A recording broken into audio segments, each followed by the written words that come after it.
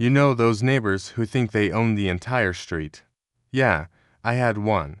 She was the self-proclaimed HOA queen, and she decided my new generator was an eyesore. But when she tried to take it, she got a little surprise. Not the one she wanted, it was the one I gave her. And let's just say, it left her speechless. You know those neighbors who think they own the entire street? Yeah, I had one. She was the self-proclaimed HOA queen, and she decided my new generator was an eyesore. But when she tried to take it, she got a little surprise. Not the one she wanted, it was the one I gave her. And let's just say, it left her speechless. My name is Alex. I live in what's supposed to be a quiet, suburban paradise, a little neighborhood with manicured lawns, 2-car garages, and kids playing on the sidewalks. It was all pretty perfect until a massive storm rolled through last month. We lost power for 3 days, and it was a real mess. My freezer defrosted, my Wi-Fi went down, and I couldn't even make coffee. So, like any reasonable person, I decided to invest in a top-of-the-line portable generator. I did my research, found a quiet model that could power the essentials, and had it delivered to my driveway. The box was huge, and I spent a Saturday afternoon carefully unboxing it, following the instructions to the letter, and positioning it neatly behind a small privacy hedge in my backyard. I wanted it to be out of sight, just in case, and I figured, with its sleek design, it wouldn't be an issue. But in a neighborhood run by the unofficial High Chancellor of all things aesthetic, even a neatly placed generator can become an act of war. And that High Chancellor was Barbara. She lived 3 houses down, a pristine, almost intimidatingly perfect house with not a single blade of grass out of place.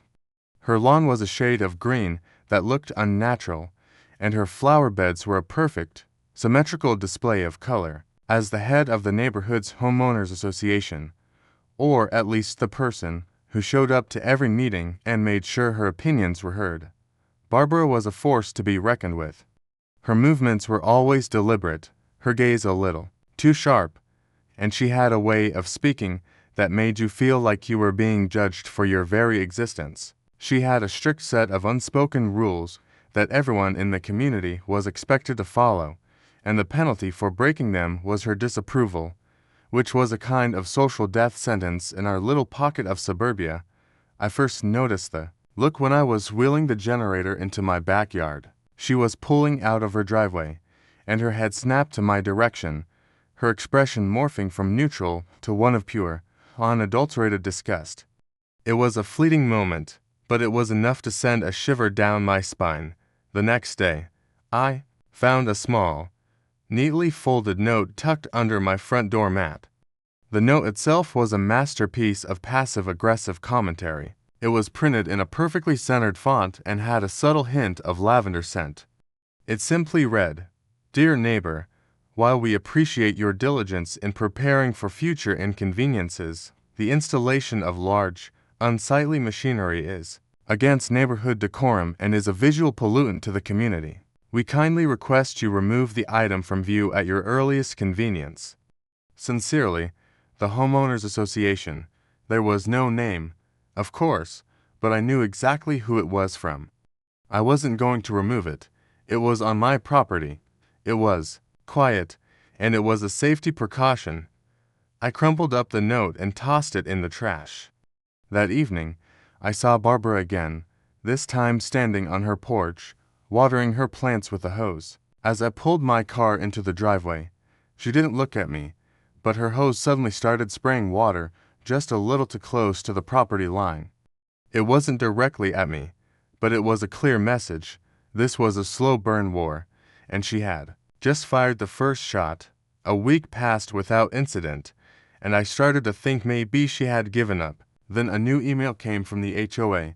It was a general bulletin, a reminder to all residents about maintaining the aesthetic integrity of our community. It specifically mentioned the unauthorized placement of electrical equipment and the need for uniform visual environment. It was sent to everyone, but it was meant for me. Barbara wasn't just annoyed, she was mobilizing.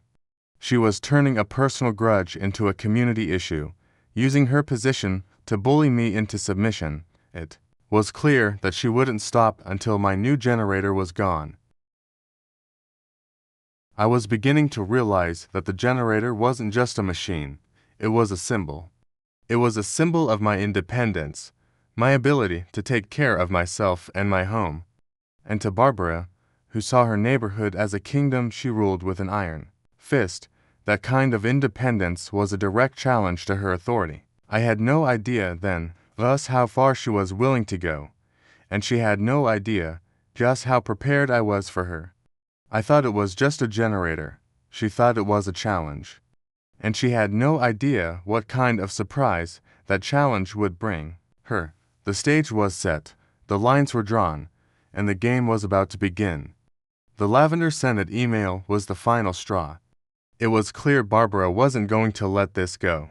A few days after it arrived, I saw her standing at the edge of my lawn, a clipboard in her hand, talking to my neighbor, Kevin. Kevin was a quiet guy, a dad of 3 who generally kept to himself, so seeing him in an intense conversation with Barbara was unsettling. As I walked out to my car, their conversation stopped abruptly. Kevin shot me an apologetic glance, while Barbara held her head high, a triumphant smirk on her face. Later that evening, Kevin knocked on my door. He looked uncomfortable, almost guilty. "Hey, Alex," he said, shifting his weight. "Just wanted to give you a heads up. Barbara was asking me about your generator. She wants to call a special HOA meeting to have it declared an unapproved permanent fixture. She's saying it's an eyesore and a fire hazard." The nerve of her. My generator was sitting on a concrete pad, away from anything flammable, and had all the proper certifications. This wasn't about safety or aesthetics. It was about control. It was about her need to dominate every aspect of our lives, and my generator was the symbol of her failed authority over me. Her next move was even more brazen. One morning, I woke up to a small, laminated sign planted in the grass near my driveway. It was official looking, with a fake HOA logo, and read, "Notice of Noncompliance. Property on this lot is in violation of community guidelines. Failure to remedy will result in further action." There was no one to report this to, of course, because this was Barbara's own little creation. It was a bluff, but a public one, designed to humiliate me and make me a pariah in the neighborhood. I took a deep breath, pulled the sign out of the ground, and tossed it in my trash can. This was the moment I realized I had to stop being passive. I had to get proactive. This wasn't a dispute anymore. It was a campaign against me, and I needed to prepare for war. My first step was to secure my property. I went to the hardware store and bought a heavy-duty, industrial-grade steel chain and a padlock. I wrapped the chain around the generator and secured it to a thick steel post I had cemented into the ground. It wasn't going anywhere, at least not without some serious effort. My second, and more crucial, preparation was for evidence. Barbara was clearly unhinged, and I had a feeling things were only going to get crazier. I went online and ordered a small, inconspicuous security camera that I mounted on the corner of my garage, its lens pointed directly at the generator. It was solar-powered and connected to my phone, so I could monitor it 24/7. It was the perfect piece of insurance. I wanted to see if she would be stupid enough to try something, and I was pretty sure she would be. Over the next week, I could feel her watching me. I would catch glimpses of her from my window, looking from her porch, standing a little too long on her sidewalk. She was biding her time, waiting for the perfect opportunity to strike. The HOA emails became more frequent and more hostile, filled with thinly veiled threats and a growing sense of desperation on her part. I started seeing neighbors whisper and look at me as I drove by, no doubt influenced by her campaign of misinformation. But I was ready. My generator was a fortress, and I had a digital eye watching over it. Little did I know, the perfect opportunity for Barbara was coming sooner than I expected. Another storm was brewing on the horizon. Not just in the metaphorical sense, but on the weather report, a big one, promising a long power outage.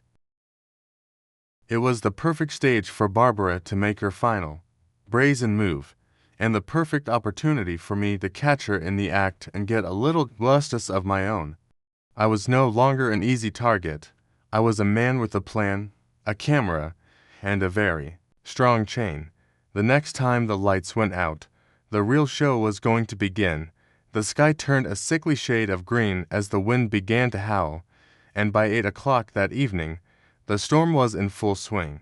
The rain came down in sheets, and the trees outside my window were swaying like frantic dancers.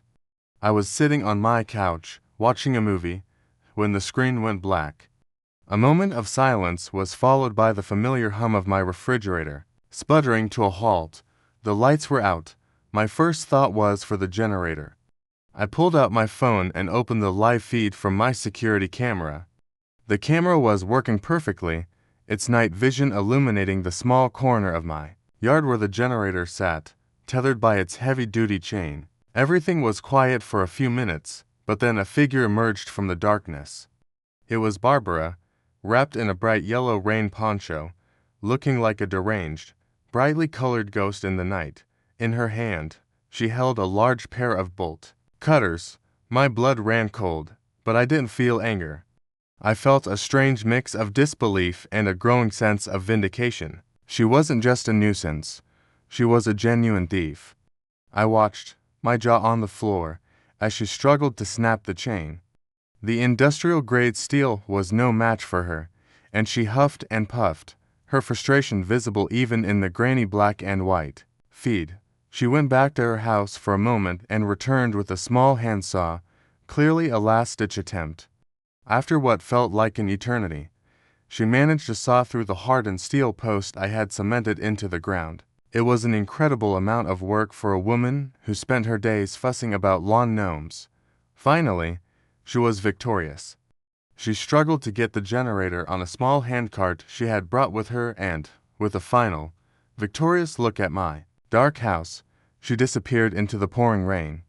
I watched the timestamp on the video and immediately realized she would be in her garage right now, connecting the generator.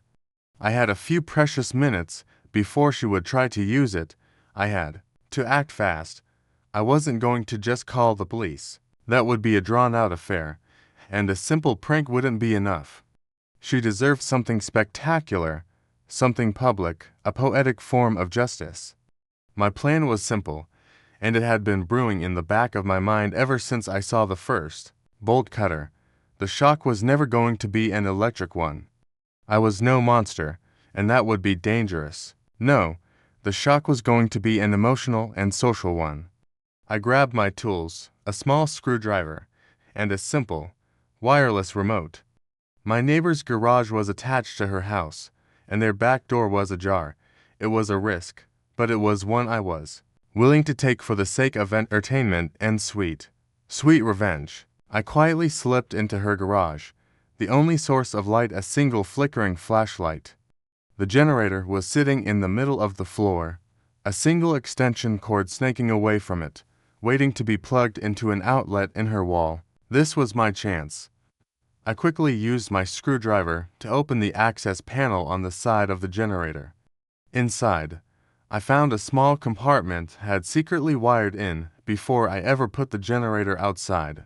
It contained a simple prank device I had custom built. It was a harmless but incredibly loud air horn connected to a circuit board and a small confetti cannon. All I had to do was activate the remote. I crept back out of the garage and returned to my own home. The rain still pounding down, I could see her through my window, her figure framed by the light of her kitchen. She was holding a coffee maker in her hand. She was going to make a cup of coffee. The last thing on earth she expected was for a coffee maker to be the trigger for her public humiliation. I sat down, my heart pounding in my chest. I had the remote in my hand. I could see her from my window, ready to plug in the coffee maker. I was no longer a victim, I was the puppet master. The game was about to reach its climax, and the final scene was going to be absolutely unforgettable. The wind and rain were still coming down hard, a perfect cover for a moment of quiet, unassuming revenge. I sat in my living room, the flickering light of my phone illuminating my face, watching my security camera feed as Barbara disappeared into her garage.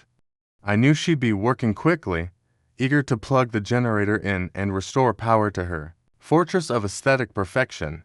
The camera was silent, the only sound the pounding of the rain against my windows and the drumming of my own heart in my ears. I could almost hear the triumphant thoughts running through her mind, the relief of having power again, the smug satisfaction of winning our little war.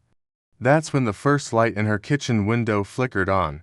I could see her, silhouetted against the sudden glow, a triumphant look on her face as she plugged in her precious coffee maker. This was it.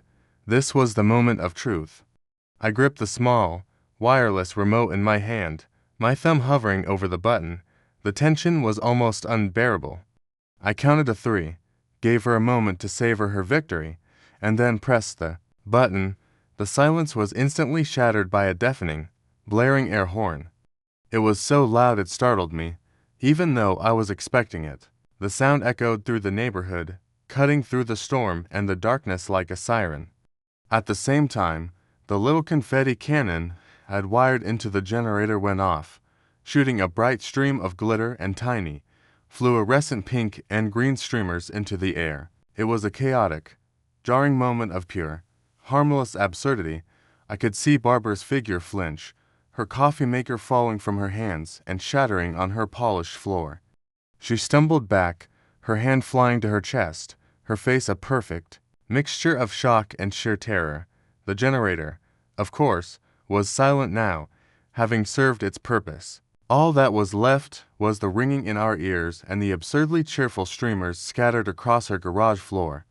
Her triumph had lasted all of 2 seconds. The air horn's sudden, deafening blast woke up the whole neighborhood, and I watched through my security camera as lights flickered on in houses up and down the street. Curtains were pulled back, doors opened just a crack, and soon, a handful of neighbors, some with flashlights, began to venture out into the rain, drawn by the commotion. They saw Barbara, disheveled and covered in tiny, sparkly streamers, standing over her broken coffee maker, looking completely defeated. The look on their faces was priceless. A few of them looked at each other, confused. Others struggled to suppress a laugh. One neighbor, old Mr. Jenkins, who had had his own run-ins with Barbara, simply pointed at the generator and then at her, his face a mask of silent judgment. The situation was too absurd to be anything but a public spectacle. The silent, judgmental looks from the neighbors spoke volumes.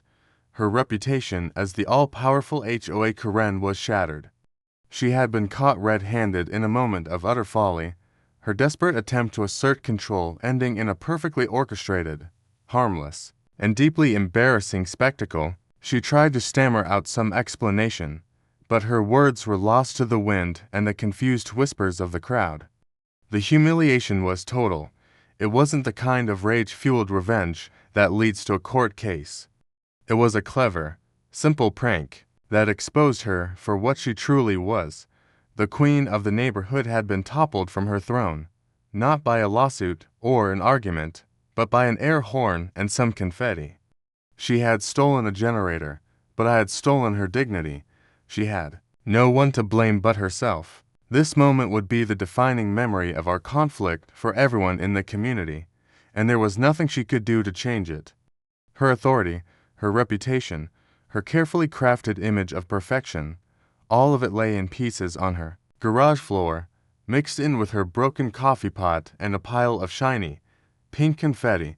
The air horn's final note faded into the sound of the rain, but the moment hung in the air, thick with confusion and judgment. Barbara stood there, a defeated figure in a brightly colored poncho, her face a mask of mortification as a small crowd of neighbors, still in their pajamas and clutching umbrellas, stared at the bizarre scene in her garage.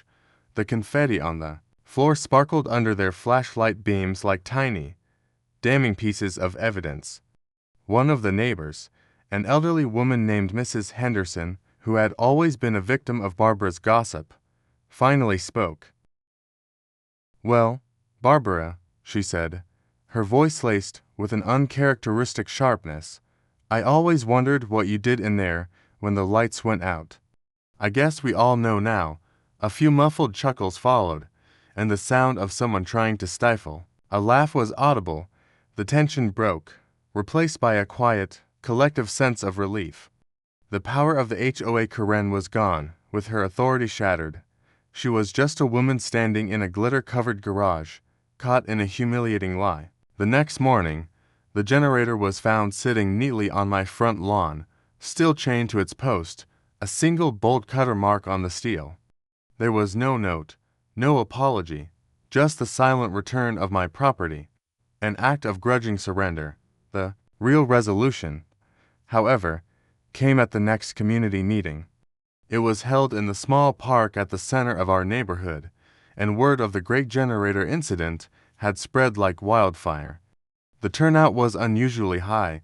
As the meeting began, a quiet tension hung in the air until Barbara, looking more subdued than I had ever seen her, stood up. She cleared her throat and began to speak, her voice lacking its usual commanding tone. "I would like to apologize," she said, her eyes fixed on the ground. "To Alex, and to all of you. My behavior was completely out of line. I was wrong. The generator is on his property, and it has no effect on anyone else. I have no right to meddle in other people's affairs, and I regret what I did." The words were forced, painful for her to say, and it was clear that this was not a genuine apology, but a public act of contrition to try and salvage her reputation. Still, it was enough. The tension broke, and people began to clap, not for her, but for the end of a long, frustrating ordeal. After the meeting, several neighbors came up to me, shaking my hand and thanking me.